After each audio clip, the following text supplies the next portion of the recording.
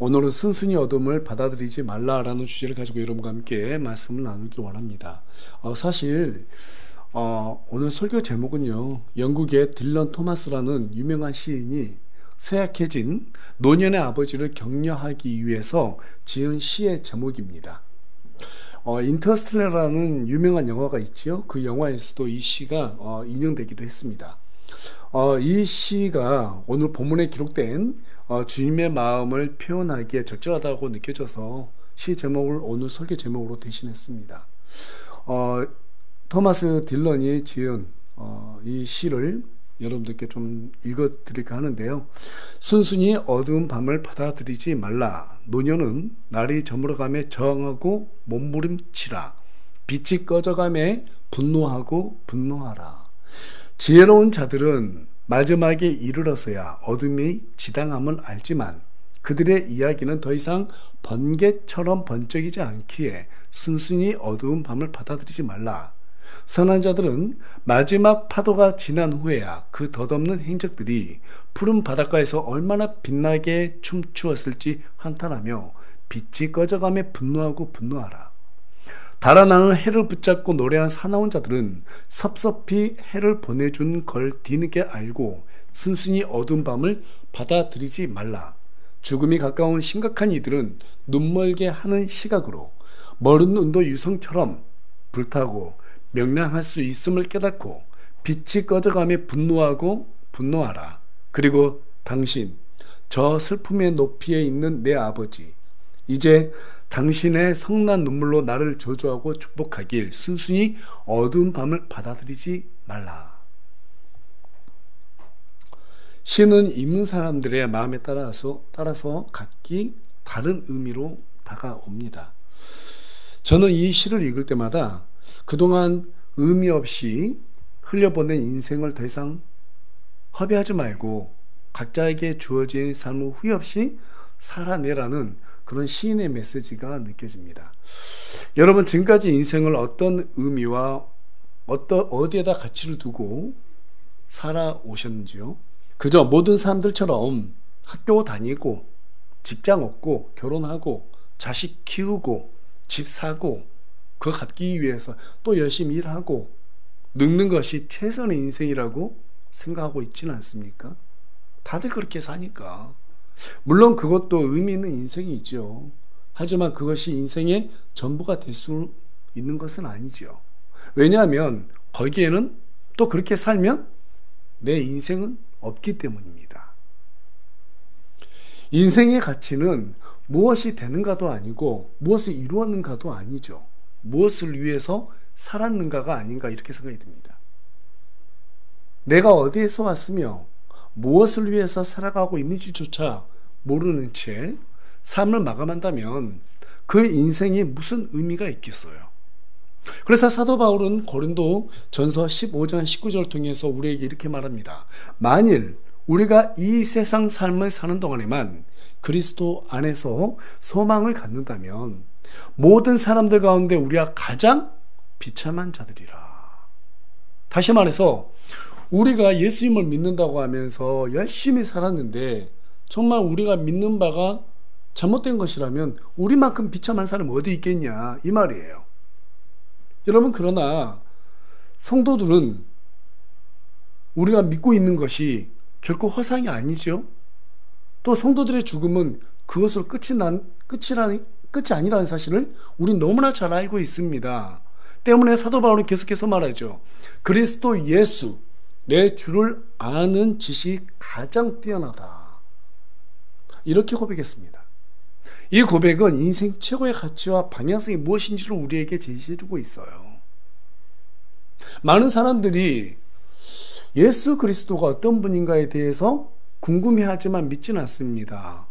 여러분, 2000년 전에 우리 예수님께서 어떤 제목으로 돌아가셨어요? 신성모독이었죠? 자기가 하나님의 아들이라는 거예요. 유대인들에게 있어서 하나님의 아들이라고 하는 것은 자신이 하나님이라는 말과 똑같아요. 그래서 신성모독 한다고 하면서 십자가에 못 박았거든요. 쉽게 말하면 사기죄. 거짓말쟁이다, 이 말이에요. 여러분, 거짓말이 오랫동안 유지될 수 있어요, 없어요? 없어요. 시간이 지나가면 진실은 다 밝혀집니다. 그런데 지금 2000년이 지난 지금 이 시점에서도 예수님께서 활동한 건 딱 3년밖에 안 되거든요. 3년 반. 근데 그 3년 반 동안에 하나님의 아들이라고 말씀하셨던 그 제목이 만약에 사기죄라면 2000년이 지난 오늘날에는 밝혀졌어야 했겠죠. 그러나 오히려 시간이 지나가면 지나갈수록 예수님이 사기꾼이 아니라 뭘로 밝혀지고 있어요? 그리스도, 우리의 구원자로 밝혀지고 있습니다. 다시 말해서 예수님은 사기꾼이 아니면 메시아, 진짜 하나님, 둘 중 하나를 선택해야 된다는 거예요. 사람들은 내가 원하는 대로 살고 싶고 내가 고집하는 대로 살고 싶기 때문에 하나님이 예수님께서 하나님이신 줄을 알면서도 이것을 애써 외면하고 있습니다. 그 한 번의 외면이 자신들의 인생의 가치와 방향성을 잃어버리게 만든다는 사실이에요. 오늘 본문은 예수님께서 정말 인생의 가치가 무엇인지, 인생의 의미가 무엇인지 몸소 보여주시고 또 우리에게 그 가치와 의미를 부여해 주시기 위해서 제자 셋을 데리고 겟세마네 동산에 올라가셨어요. 그리고 그곳에서 기도하신 내용을 다루고 있습니다. 그 기도는 인류 역사상 가장 비극적인 날을 앞두고, 하루 앞두고 그 어둠에 저항하기 위해서 몸부림치는 기도였어요. 주님은 세 제자에게 내 혼이 심히 슬퍼 죽을 지경이니 너희는 여기에 머물며 나와 함께 깨어 있으라고 말씀하셨습니다. 그리고 한적한 곳으로 가셔서 기도하셨어요. 주님의 첫 번째 기도가 뭐였는가? 우리 다 같이 본문 39절 말씀 한 목소리 읽겠습니다. 시작. 내 아버지여, 가능하시거든 이 잔을 내게서 지나가게 하시옵소서. 그러나 내가 뜻하는 대로 하지 마옵시고 아버지께서 뜻하시는 대로 하옵소서. 여러분, 구약에서 이 잔은 하나님의 진노, 심판 혹은 고난을 상징합니다. 성경에서 심판이 그저 지나간 사건은 출애굽기 12장 23절에 기록된 유월절 사건이에요. 주님께서 이집트에 지나가실 때 양의 피를 문에다 바르는 짐만이 재앙의 죽음의 재앙이 건너뛴다고 그렇게 말씀하셨고, 이스라엘 사람들이 그 양의 피로 문설주에다가 자기들 문에다 발랐을 때 죽음의 사자가 건너뛰었죠. 심판이 넘어갔습니다. 자, 그런데 우리 예수님께서 지금 이와 같이 기도하신 거예요. 가능하시거든 이 잔, 고난의 잔을 내게서 지나가게 하옵소서. 여러분, 사람들은요 오해하면 어떻게 오해하는가 하면 주님께서 두려웠기 때문에 이렇게 기도한 것이 아니냐, 그렇게들 생각을 합니다. 하지만 여러분, 주님은 고난을 감당하시기 위해서 이 땅에 오신 분이시고, 그렇기 때문에 어떤 시기로든 자신이 죽는다는 것을 알았어요, 몰랐어요? 예, 알고 계셨어요. 그런데 왜 이 고난의 잔이 지나가게 해달라고 기도하셨을까요? 여러분, 본래 하나님의 뜻은 이스라엘을 하나님의 왕국으로 삼으시고 온 인류의 복음을 전하는 도구로 삼고자 계획하셨습니다. 그런데 만약 유대인들이 자신들의 왕으로 오신 예수님을 거절하게 되면 본래의 서명에서 벗어나고 또 버림받게 되죠. 여러분, 그 모습이 얼마나 처참한지 계시록에 아주 잘 묘사되어 있어요. 따라서 주님이 이 잔을 내게서 지나가게 해달라고 기도하셨던 것은 고난을 피하게 해달라는 기도가 아니라 이스라엘이 유월절 어린 양의 피로 재앙이 그들에게 지나가게 했던 것처럼 유대인들이 지금이라도 회개하고 하나님께 돌아와서 본래의 소명을 감당하게 해달라는 그러한 기도였어요. 그러나 그 모든 것은 오직 아버지 하나님의 뜻 가운데 있기 때문에 주님은 계속해서 두 번째 기도를 하시게 되죠. 자, 그 두 번째 기도가 오늘 본문 42절에 기록되어 있는데, 우리 다 같이 마태복음 26장 42절 말씀, 자, 읽겠습니다. 시작. 내 아버지여, 만일 내가 마시지 않고서는 이 잔이 내게서 지나갈 수 없거든 아버지의 뜻이 이루어지기를 원하나이다. 여러분, 이 기도는 완전한 순종의 본을 보여주는 기도예요. 우리 예수님께서 어떤 분이세요? 하나님이세요. 히브리서에 가서 보면 하나님의 본체라고 말하고 있어요. 우리 예수님이. 빌립이 예수님께 아버지 하나님을 보여달라고 했을 때 예수님께서 나를 본 자는 아버지를 봤는데 왜 또 아버지를 보여달라고 하느냐. 보지 않고 믿는 자가 복된다라고 말씀하셨어요. 다시 말해서 우리 예수님이 하나님이세요. 여러분 믿으세요? 우리 예수님이 하나님이세요. 그런 하나님께서 이 땅에 피 흘리기 위해서 오셨단 말이에요. 죄 없는 피가 아니면 우리의 죄들을 제거할 수 없기 때문에 그 피를 소유하기 위해서 육체를 입고 이 땅에 오셨어요. 우리 예수님이 하나님이신데 그 하나님께서 아버지 하나님께 기도하신 거예요. 또 기꺼이 순종하셨어요. 자기의 뜻이 아니라 아버지의 뜻대로 해달라고. 여러분, 이 모습을 세 제자들 앞에서 보이셨던 것은 다시 말해서 우리에게도 그와 같이 순종의 삶을 살라고 이렇게 기도하셨다라는 것을 믿으시기 바랍니다. 주님은 자신의 뜻이 아니라 아버지의 뜻대로 이루어지기를 기도했어요. 그것이 바로 제자의 길이라는 것이죠. 제자의 길이 어떤 길이에요? 우리 예수님께서 말씀하셨어요. 누구든지 나를 따르려거든 자기 자신을 부인하고, 쉽게 말해서 내 뜻, 내 고집 그거 버리라는 거예요. 그리고 어떻게 하라고 그랬어요? 자기 십자가를 지고 나를 따를지니라. 자기 십자가. 사람마다 다 십자가 하나씩 있어요. 맞죠? 완벽한 사람이 없더라고요. 완벽한 사람이 없어요. 희한하게도요, 저희 친척들이 다들 저희 집만 빼고 다 잘 사는 것 같아요. 뭐 잘 산다는 표현이 뭐 행복하다 이런 말 아니고 우리나라에서는 뭐 좀 부유하다 이런 의미죠. 예. 다들 부유하세요. 뭐 저희 고모님들도 그렇고 작은 아버지도 그렇고 저희보다는 다 부유하게 사세요. 걱정이 없을 것 같죠. 예. 꽤 부유하거든요. 어떤 분은. 그런데요, 부유해지면 부유해질수록 더 인색해지더라고요. 그렇게 재산이 많은데도요, 수백억이 있는데도요, 하나도 안 주시더라고요. 도와줄 생각도 없더라고요. 더 인색해져요. 더 많은 걸 얻으려고 그래요. 참 신기하죠. 어떤 분이 자기 인생에서 20억만 벌면 소원이었겠다 그랬대요. 근데 20억 버니까 100억을 보고 싶더래요. 100억을 벌고 나니까 그 사람 이런 말 합니다. 100억 정도 있으면은요, 웬만큼 먹고 싶고 사고 싶은 거 다 살 수 있대요. 그런데 그렇게 해보고 나니까 갖고 싶은 것도 없더래요. 먹고 싶은 것도 오히려 없어진대요. 왜 그런가 하냐면 그것들이 중요하지 않다는 게 느껴진다는 거예요. 그런데 희한하게도 1000억을 벌고 싶더래요. 그때부터는 돈을 버는 게 목표가 되는 것이 아니고 돈 버는 게 하나의 게임처럼 느껴진대요. 내가 더 많은 재산이 있어 라고 자랑하고 싶어진다는 거예요.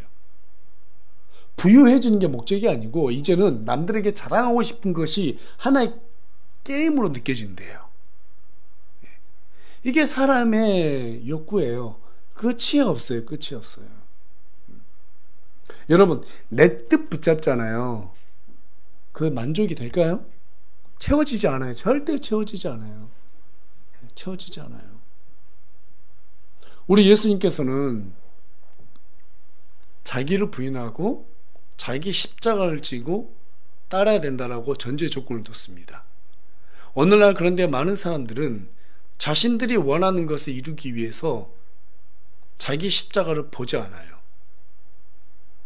내 뜻이 하나님과 일치되길 원치도 않아요. 하나님의 기쁨이 무엇인지에 관심도 없어요. 관심도 없어요. 그럼에도 불구하고 우리 예수님께서는 마태복음 6장 33절을 통해서 예수님께서 기도하신 그 내용을 구체적으로 우리에게 알려주셨어요. 첫째로 하나님의 왕국과 그분의 의를 구하라. 그분의 의를 구한다는 것은 사람들의 생명을 복음으로 살리는 거예요. 그분의 뜻은 하늘의 왕국이 이 땅에 임하는 거예요. 모든 사람이 복음으로 구원을 받아서 하나님의 백성이 되고 그리스도께서 통치하시는, 세상이 되는 거예요. 그게 바로 하나님의 뜻이에요. 첫째로 하나님 한국과 그분을 구하라고 주님께서 우리에게 명령하셨습니다. 이것이 바로 하나님이 원하시는 순종의 중심입니다. 여러분 맞아요? 예. 동의하십니까? 예. 그러나 제자들은 그 뜻을 알지 못하고 잠들어 있었습니다. 제자들의 모습이 마치 오늘날 우리의 모습이 아닌가 하는 생각이 들어요. 예수님께서 깨어 기도하라고 하셨는데도 불구하고 깨어있지 못했어요. 그것도 1시간도 깨어있지 못했어요. 우리의 모습들을 보면 한 주간의 삶 속에서 1시간도 기도하지 않고 넘어갈 때가 참 많죠. 1시간도 하나님과 대화하지 않을 때가 참 많아요. 누가 지금 이 제자들에게 돌을 던질 수 있겠습니까? 많은 교회들이 기도한다고 하면서 모이지만 실질적인 기도하지 않습니다. 방언하면서 알아듣지도 못하는 주문 같은 걸 계속해서 몇 시간씩 중얼거리면서 그걸 기도했다고 생각해요. 여러분 그거 기도 아니에요. 기도 아닙니다. 그냥 시간 때우는 거예요. 성경은 분명히 알아들을 수 있는 말로 기도하라고 그랬습니다. 알아들을 수 없는 주문으로 막 중얼거리면서 막 기도했어 이렇게 생각을 해요. 한 주간의 삶을 살아가면서 우리의 사역을 위해서 우리는 1시간도 기도하지 않고 한 주를 보낼 때가 너무나 많아요. 그러면서 내가 그리스도인이다. 내가 마치 신앙생활을 잘하고 있는 사람인 양 연기합니다. 앞에 있는 저부터 포함해서요. 우리는 그런 연기하는데 너무 능숙해요. 그러면서 우리 자신이 위선자인지도 모르고 남들을 위선자 취급을 해요. 저부터 그렇더라고요.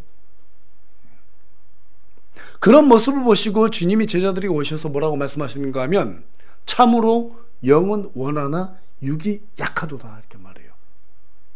저와 여러분 지식적으로 하나님의 뜻이 뭔지 알잖아요. 맞죠? 네. 뭘 해야 되는지도 심지어는 알잖아요. 맞나요?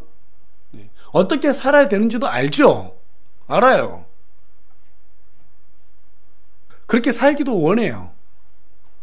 그런데 육이 약해요. 여러분 신앙생활은요 지식만으로 되는 것도 아니고요 의지만으로도 되는 것도 아닙니다. 저는 개인적으로 태도 문제라고 봐요. 신앙생활은 좋은 습관이 그 사람의 신앙을 만들어낸다고 생각합니다. 올해 초에 제가 이사를 했어요. 그런데요 뭐 지금 살고 있는 이사한 집하고 전에 사는 집하고 크게 멀리 떨어져 있지 않아요. 이제 교회에서 집에 갈 때 한 몇 달 동안 전에 살던 집으로 운전하고 있더라고요. 여기서 가려면 좌회전에서 미리 빠져야 되는데 계속 전에 살던 집으로 돌아서 다시 넘어가더라고요. 왜 그럴까요? 습관이에요, 습관. 이게 습관이 무서운 거예요. 그러니까 의지만으로 뭔가 되는 게 아니더라고요. 몸이 먼저 움직이더라고요. 그러니까 나태하고 게을르게 살면은요, 우리 몸이 거기에 이미 적응되어 있기 때문에 거기에서 벗어나기가 여간 쉽지가 않아요. 여러분, 공부 안 하고 항상 필필 놀았던 아이들이 나 오늘부터 뭐 공부하겠다, 우리 하정자매 뭐 갓생을 살겠다 그랬다고 하는데 지금 물어보고 싶어요. 한 달 전인가 그랬던 것 같은데 그렇게 살고 있어요? 안 돼요. 왜 안 될까요? 습관이 안 됐기 때문에 그래요. 학생들이 좋은 성적 내겠다, 내가 막 열심히 살겠다 작정하죠? 그 작정은 누구든지 할 수 있어요. 누구든지. 그러나 그렇게 안 됩니다. 제가 살고 보니까 그렇더라고요. 안 되더라고요. 안 돼요. 여러분, 제가 처음 읽어들었던 시 있죠. 스승이 어두운 밤을 받아들이지 말라라는 이 시. 이 시가 바로 여기에서 온 거예요. 내가 어떻게 살아야 되는지는 너무나 잘 아는데 그렇게 안 되거든요. 그러니까 그 하루가 저물어감에 대해서 분노하고 분노하라고 이 말이에요. 우리가 어떻게 살았냐고요. 어떻게 살아야 되는지 너무나 잘 알아요. 방향도 알아요. 그런데 그렇게 살아내지 못해요. 그리고 또 하루를 맞아요. 그리고 또 하루가 지나가요. 그 어둠을 볼 때마다 우리는 분노해야 되는데 그마저도 없다라면 우리가 어떻게 하나님을 제대로 믿어낼 수 있겠습니까? 어떻게 하나님을 위해서 사는 성도라고 할 수 있겠어요? 여러분 다이어트에 성공하려면요 운동하는 습관이 있어야 되는 거잖아요. 맞죠? 신앙생활도 똑같아요. 습관이 돼야 됩니다. 그래야 하나님의 뜻에 동참할 수 있어요. 제가 우리 지원자매한테 매일 묵상도 항상 안 읽으면 글쓰기 만들 거야. 그랬더니 요즘 열심히 읽어요. 글쓰기 싫으니까. 한 번씩 우리 한 달에 한 번씩 선물 편지 쓰잖아요. 거기에 이제 우리 청년들한테 글 써서 올리라고 하는데 글 쓰는 게 너무 어렵거든요. 근데 제가 왜 날마다 읽어라 이렇게 말하는가 하면 습관이 되게 만들려고 하는 거예요. 자꾸 읽어야지 습관이 되다 보면 그게 별거 아닌 것 같은데요. 가랑비에 옷 젖는다고 그 습관이 우리를 어떻게 돼요? 시간이 지나면 무섭게 변화시켜요. 제가 작년부터인가요? 재작년부터 이렇게 매일 묵상을 지금 올린 지 몇 년 됐죠? 그리고 제가 직접 매일매일 묵상해서 올리기 시작한 지는 지금 2년 정도 돼가는 것 같아요. 한 1년 정도, 1년 조금 넘게끔 이렇게 한 파일에다가 작성을 했어요. 어제 보니까 A4 용지가 500장이 훨씬 넘어갔더라고요. 여러분 500장 온 걸 어떻게 써요? 그렇죠? 그런데 1년 반 이상 매일매일 썼더니 월화수목금 이렇게 썼더니 500장이 넘어가요. 그걸 보면서 와, 하루하루 우리가 조금씩 투자하는 시간이 정말 무섭구나. 이게 느껴졌어요. 여러분, 우리가 어떤 습관을 키운다는 것은요, 정말 중요한 일이에요. 습관이 사람을 바꾸게 만듭니다. 따라서 육이 약하다라고 예수님께서 말씀하셨던 그게 뭔가 하면 기도하는 습관이 체력으로 너희들이 길러지지 않았다. 기도의 체력이 결핍되어 있다 이 말이에요. 여러분 기도하는 습관이 없으면요 주님의 마음을 공감할 수가 없습니다. 집에서 애완견을 키우고 있는데 강아지 어떨 때는요 뚫어지게 저를 쳐다보고 있어요. 좀 민망할 정도로 쳐다봐요. 야, 너 왜 그렇게 쳐다보냐? 그래도 계속 쳐다보고 있어요. 눈싸움 하듯이. 근데 원래 강아지들이 그런데요. 주인 눈을 많이 쳐다본대요. 최근에 어떤 병원에 가서 그 클리닝 하시는 교수님이 말씀하시는데, 의사 선생님이 말씀하시는데, 강아지들이 주인 눈을 쳐다보는 이유가 뭐냐면, 주인의 기분을, 컨디션을 체크하려고 그러는데, 오늘 어떤 기분일까? 지금 기분은 어떤가? 좋은가 안 좋은가? 이런 것들을 체크하기 위해서 눈을 계속 쳐다본대요.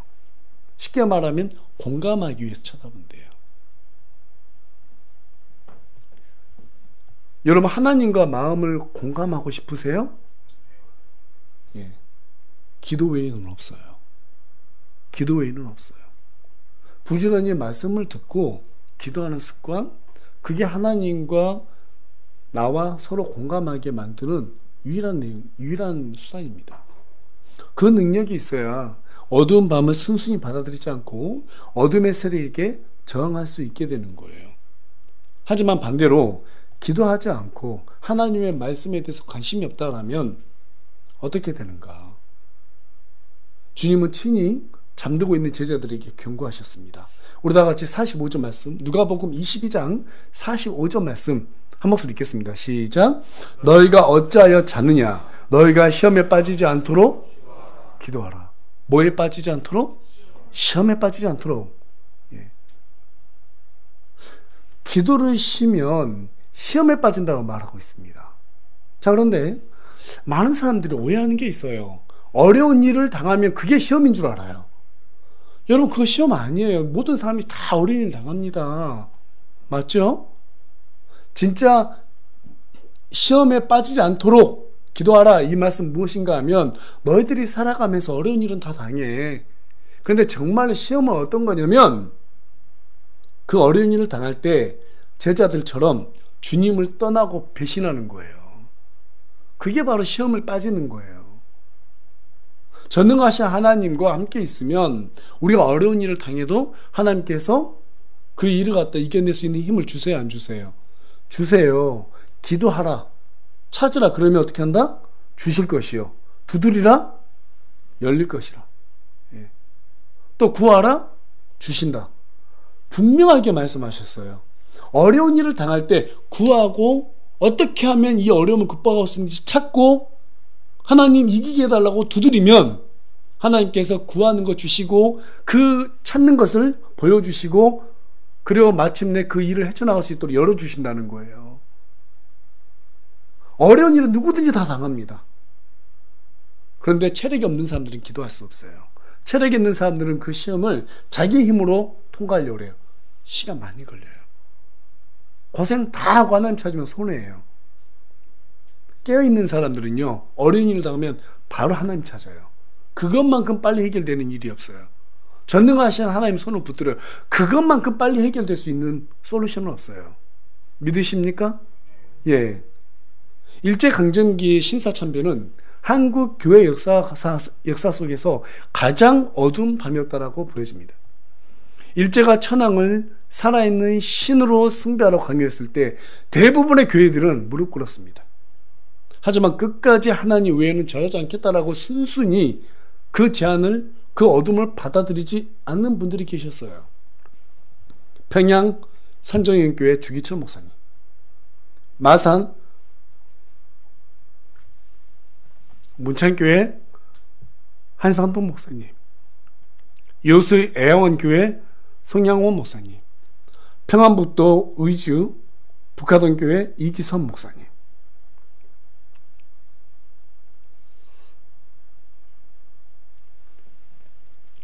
평안남도 용강읍교회 오인근 목사님, 평양 봉수교회 최원능 목사님, 그 외에 그분들 따랐던 순교한 소수의 믿음의 선배들이었습니다. 그분들은 시대의 어둠 앞에서 분노하고 분노했습니다. 그분들의 저항은 복음의 빛이 꺼져가는 시대를 향한 믿음의 저항이었습니다. 그분들의 피 때문에 우상을 숭배하고 말았던 그 모든 죄의 저주가 우리나라를 덮지 못하고 하나님의 은혜로 전 세계에서 선교를 미국 다음으로 두 번째로 많이 하는 그러한 민족이 되었고 우리나라가 많은 복을 받아 누리게 되었습니다. 경제 10대 강국이 되었고 군사력 세계 5위가 되는 귀한 나라가 되었습니다. 그러나 지금도 여전히 대부분의 사람들은 돈이라고 하는 만문을 숭배하고 있고 자신들이 원하는 쾌락을 따라가고 있고 자신들이 원하는 인생과 철학을 따라가기 위해서 하나님과 만몬을, 쾌락을, 탐욕을 겸하여 섬기고 있습니다. 여전히 바쁜 일상 속에서 기도를 잃어버리고 순순히 어둠과 타협하면서 일상을 받아들이고 있습니다. 저는 우리 교회가 이 마지막 때에 인간성이 상실되어 버린 이 시대 가운데 사랑이 식어지고 본성의 애정이 사라져버리고 부모가 자식을 죽이고 자식이 부모를 죽이고 최근에 캄보디아 사건 봐보세요. 자신들이 이익을 채우기 위해서 사람들 납치하고 어떤 나라에서는 사람을 잡아다가 장기를 민매하는 정말 있을 수 없는 극악무도한 일들이 이 시대 가운데 벌어지고 있습니다. 요즘 젊은 세대들은 예의가 사라져 버렸어요. 인간성이 사라지고 있습니다. 자기들이 원하는 탐욕과 자신들이 원하는 삶을 살아가기 위해서 고집을 부리고 있습니다. 교회 내에서도 마찬가지고 세상에서도 마찬가지고 직장에서도 마찬가지입니다. 남들이 어떻게 살아가든 어떻게 불편해하든 자신들의 이익, 자신들이 원하는 대로만 살기 위해서 고집을 부리고 있습니다. 저와 여러분이 기도하면은요, 하나님께서 그러한 잘못된 모습들을 보여주세요, 안 보여주세요? 보여주세요. 회개하게 만들어요. 사실은 지금 이 시대가 이렇게 악하게 흘러가고 있는데 그러한 모습들이 우리의 본성 안에 전부 다 들어가 있어요. 우리는 그 일을 안 하기 때문에 의로운 것처럼 보이지만 실질적으로 그 모든 모습들이 우리 안에 이미 투영되어 있습니다. 그렇게 살지 않도록 절제할 수 있는 능력은 하나님 앞에서 우리 자신을 드러내는, 말씀 앞에서 우리 자신을 비추는 율법과 기도 외에는 없다는 사실이에요. 오래전부터 봄만 되면 아파트에서 상추를 키워보려고 참 여러 번 시도했어요. 다 망했어요. 궁금하더라고요. 빛도 충분하고 물도 충분하고 배수도 잘 되고 있는데 왜 자꾸 상추 죽지? 뭐 내 손이 요즘 소위 말하는 똥손인가? 막 이런 생각이 들었어요. 어느 날 농사 경험했던 친구가 저희 집에 놀러 왔어요. 그리고 야, 이 상추가 항상 죽는다. 이거 왜 이러냐? 이렇게 물어보니까 웃더라고요. 아파트에서는 환기가 안 되니까 상추가 잘 안 돼. 그래서 원래 보면은 내가 꼭 상추를 한번 잘 키워봐야겠다 이런 생각이 들어서 우리 청년들과 함께 환기가 잘 되고 볕이 잘 들어오는 교회 뒤편에다가 상추를 갖다가 스티로폼 박스 안에다 다 심었어요. 여기 다 드셨죠? 여러 번 뜯어서 삼겹살 이렇게 싸 먹고 했는데 참 기쁘더라고요. 너무 좋더라고요. 그때 알았어요. 환기가 정말 중요하구나. 여러분, 기도는 우리의 내면을 환기시켜줘요. 환기시켜야 사는 거예요. 하나님의 생각을 알려주는 유일한 도구는 기도입니다. 하나님의 말씀 앞에서 우리 자신을 드러내는 거예요. 그래서 제가 지난주에 여러분에게 어떤 말씀을 선포했어요? 하나님을 아는 지식이라는 주제를 가지고 함께 말씀을 나눴죠? 하나님을 알아야 돼요. 하나님을 알기 위해서는 우리가 말씀을 드려야 돼요. 그리고 기도를 해야 돼요. 그 말씀 앞에서 나는 어떤 사람인지를 자꾸 비춰봐야 돼요. 그게 바로 영적인 환기예요. 그래서 스펄전 목사님은 후학들에게 이렇게 말했습니다. 기도의 습관은 좋습니다.